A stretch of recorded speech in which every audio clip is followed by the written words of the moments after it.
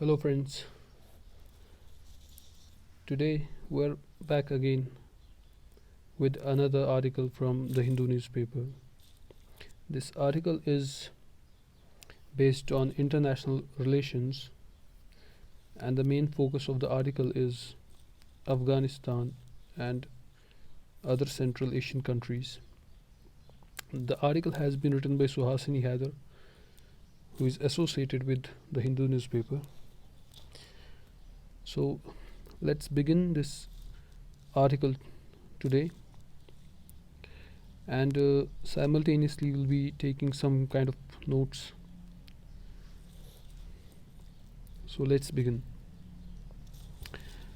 As the United States and the National Atlantic Treaty Organization (NATO) end their presence in Afghanistan and set off a churn in the neighborhood, Central Asia is emerging as a key player that the global troika of the United States, Russia, and China are turning to. So, here some things we would like to note down are NATO and Afghanistan and Central Asia emerging as a key player that the troika we'll try to see what does that mean. It's actually, according to Oxford Dictionary of English, it's a Russian vehicle which is pulled by a team of 3 horses. Okay, so or we can say that 3 people working together. So a troika is a something which is done by 3 people. So here the global troika refers to the United States, Russia, and China. Okay, so let's continue. 3 meetings this month of the Shanghai Cooperation Organization. Another point, Shanghai Cooperation Organization, Contact Group on Afghanistan, and Shanghai Cooperation Organization Defense Ministers in Tajikistan, and the Central and South Asia Conference on Regional Connectivity in Uzbekistan are turning the spotlight on the region's role in dealing with the situation in Afghanistan and how India could build on that. Put plainly, events of the past few years and the decisions of the troika have kept India out of a leading role in Afghanistan. So, the global troika, that is US, Russia, and China, they have made some kind of decisions with regard to Afghanistan, which have led to the exclusion of India. Okay. Since 2019, the troika has met with Pakistan, which is termed as Troika Plus.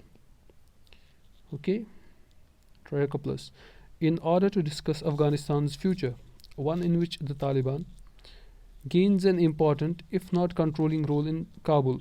Simultaneously, we have to keep in mind that the Taliban had no official ties with New Delhi. Let's continue. The same powers that invaded Afghanistan post 9/11 and declared the Taliban leadership as United Nations Security Council designated terrorists are now not only advocating talks with the Taliban, the global troika we are talking about, and treating their Pakistani hosts of the past 2 decades to help, but actively paving the way for the Taliban's return to power. Okay. India's efforts to build on trade with Afghanistan, shore up development projects, and increase educational and training opportunities for Afghan youth have been appreciated, but these cannot grow bigger due to a number of factors. Okay. New Delhi's original hesitation in opening talks with the Taliban, which even Afghanistan President Ashraf Ghani had suggested, has cut India out of the current reconciliation process.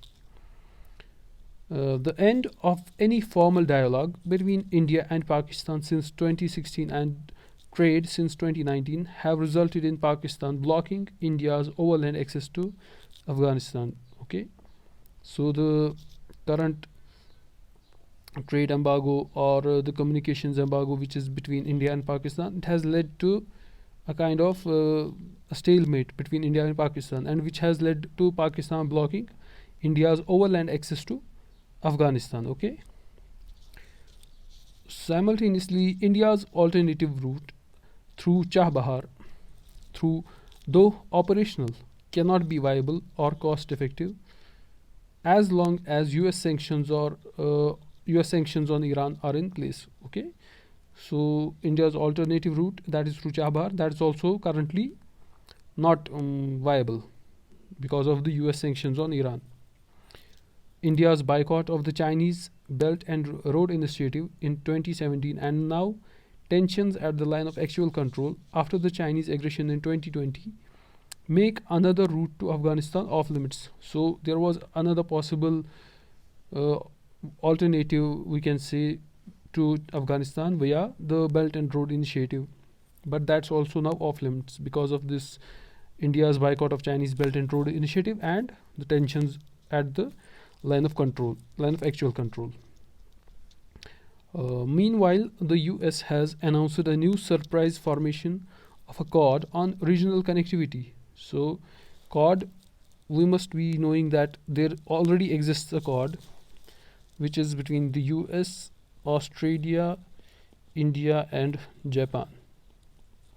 Okay, so this is the Quad which is currently we have that in place, that is actually in the Asia Pacific region. Okay, we are having countries from the Asian continent and the Pacific countries.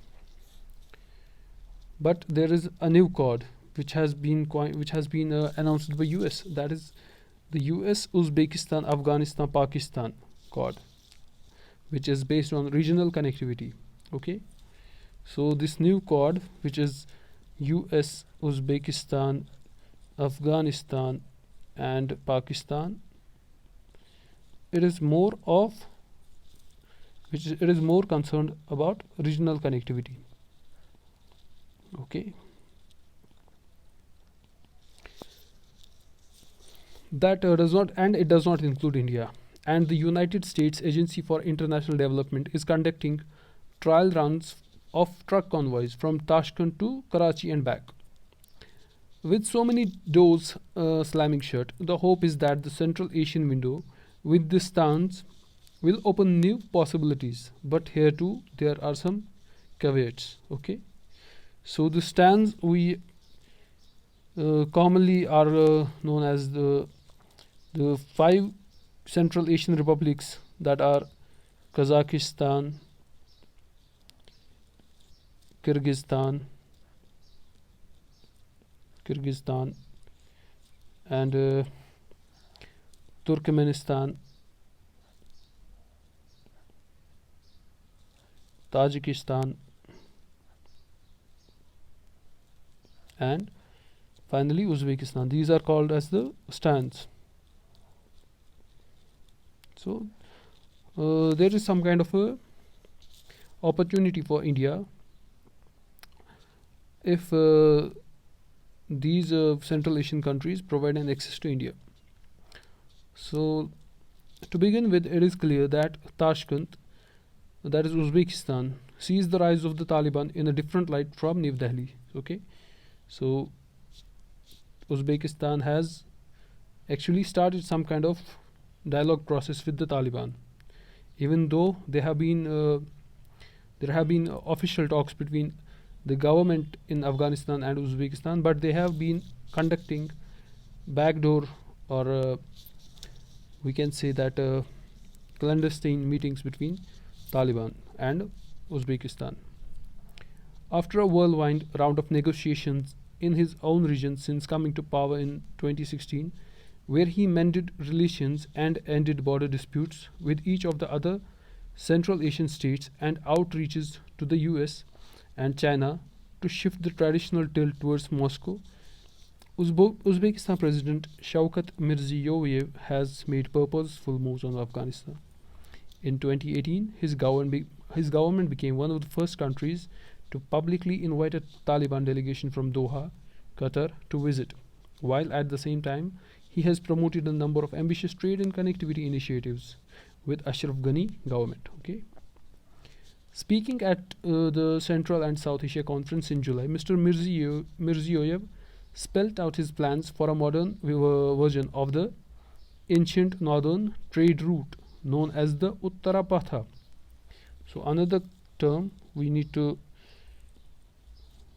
know about is Uttarapatha. What is this Uttarapatha? So it's a ancient northern trade route which was connecting the Indo-Ganges plain with the southern territories of the Eurasian continent through the historical cities of Takshila, Gandhara and Termez. Okay, so this is the Uttarapatha. He spoke of the old silk routes that once bound Central and South Asia together and called Afghanistan the key link in practical connectivity for them. Significantly, while he mentioned the salience of the Termez, Mazar-e-Sharif, Kabul, Peshawar Railroad, the Trans-Afghan Railroad to connect to China's BRI, and the International North-South Transport Corridor via the Iranian port of Bandar Abbas as key elements of the architecture of connectivity. Another term we need to know about is this, that is the architecture of connectivity. So architecture of connectivity means the architecture which is in place to promote connectivity across countries or across regions. So in this case we see that this is about the Termez, Mazar Sharif, Kabul Peshawar Railroad, the Trans-Afghan Railroad, the China's BRI and the INST. See, so this he has termed as the architecture of connectivity. But he did not mention the Chabahar route that India has espoused. Okay, so he has not included the Chabahar route that India was planning to use to gain access into Afghanistan. So Uzbekistan president, he has not included that route in this architecture of connectivity. Then the Uzbekistan-Pakistan Memorandum of Understanding on Transit Trade, or the agreement between Uzbekistan and Pakistan on transit trade, was also signed the same day. Okay, which would give Uzbekistan access to Pakistani seaports of Gwadar and Karachi rather than Iranian ports. So Uzbekistan has signed a memorandum of transit trade, okay, of understanding on transit trade, which has given access to Uzbekistan to Pakistani seaports of Gwadar and Karachi and not the Iranian ports. Uzbekistan's calculations and by extension those of its Central Asian neighbors are threefold. Okay, so we will try to understand what are these threefold calculations, we may say that. The first is that the prosperity for these landlocked countries can only flow from access through Afghanistan to the closest ocean. Okay, so prosperity for these landlocked countries is based on access to the closest ocean, but through what? Through Afghanistan. Second is that all transit through Afghanistan depends on guarantees of safe passage from the Taliban, okay, backed by the group's mentors in Pakistan. Third, each of the stans are now a part of China's BRI, and tying their connectivity initiatives with Beijing's will bring the double promise of investment and some modicum of control over Pakistan. So there will be a little bit of control over Pakistan as well by being a part of China's BRI, and it will kind of bring investment into these countries. Okay, given the odds, New Delhi's room for maneuver with these five countries on Afghanistan appears limited, but not without hope. To begin with, India and the Central Asian states share common concerns about an Afghanistan overrun by the Taliban and under Pakistan's thumb. So there are shared concerns between the Central Asian states and India. That is that neither of the two want an Afghanistan which is controlled by Taliban and which is under Pakistan's control. Okay, the worries of battles at their borders, neither do they want any kind of battles at their borders or Afghanistan being a place for a or a safe haven for jihadist terror groups inside Afghanistan. And neither of the two, that is Central Asian countries and India, want a spillover of radicalism into their own countries. Okay, it is necessary. It is necessary for India to work with them and other neighbors to shore up finances for the government in Kabul, particularly to ensure that the government structure does not collapse. It is only a matter of time before the COVID 19 weary international economies tire of funding Afghanistan, as the last donors conference in Geneva showed. Okay, as part of the SCO's regional anti-terrorist structure, RATS. Okay, another term we need to know about is SCO's regional anti-terrorist structure, RATS. Okay, regional anti-terrorist structure.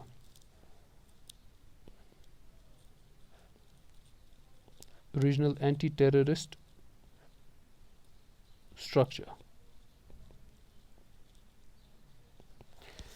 Okay, so as part of the SU's regional anti-terrorist structure, India must also step up its engagement with the Central Asian countries on fighting terror. While the Narendra Modi government has made it clear it will not send Indian boots to the ground in Afghanistan, it can support the Afghan National Defense and Security Forces where it needs most in terms of air power.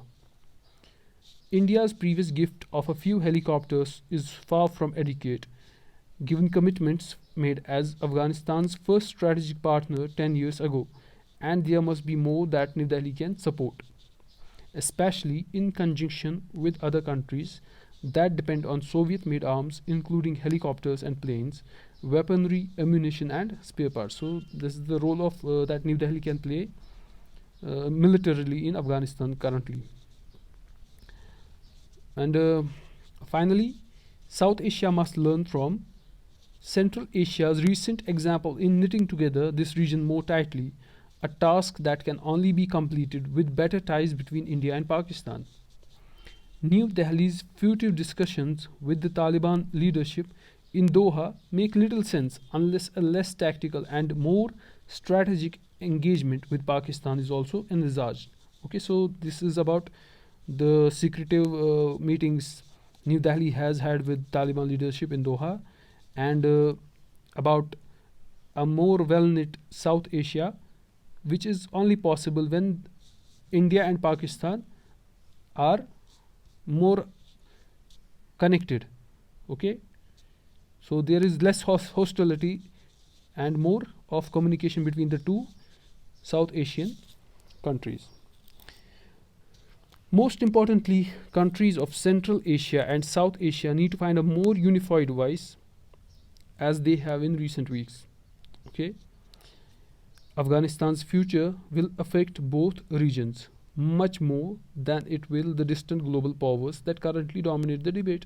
So it's clearly saying that the countries of Central Asia and South Asia, they need to be unified with regard to Afghanistan, because whatever happens in Afghanistan will have a direct impact on Central Asian as well as South Asian countries, rather than the global powers, that is US, Russia, and China, that are currently debating the transition of power in Afghanistan.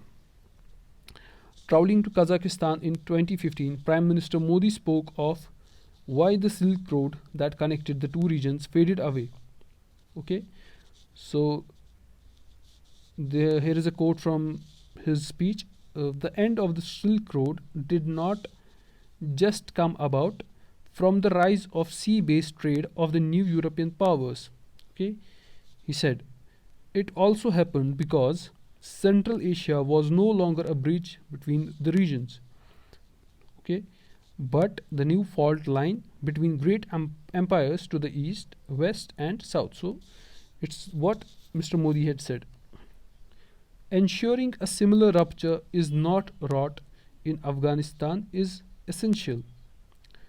So all the countries, they have to ensure that Afghanistan becomes a more stable country than today. Okay, which so continuing, which today has the potential to become that bridge or the biggest boulder between Central and South Asia. So the conclusion is here is that all the countries of South Asia and Central Asia, they have to work together with Afghanistan, and they have to actually see to it that Afghanistan does not become a boulder between Central Asia and South Asia.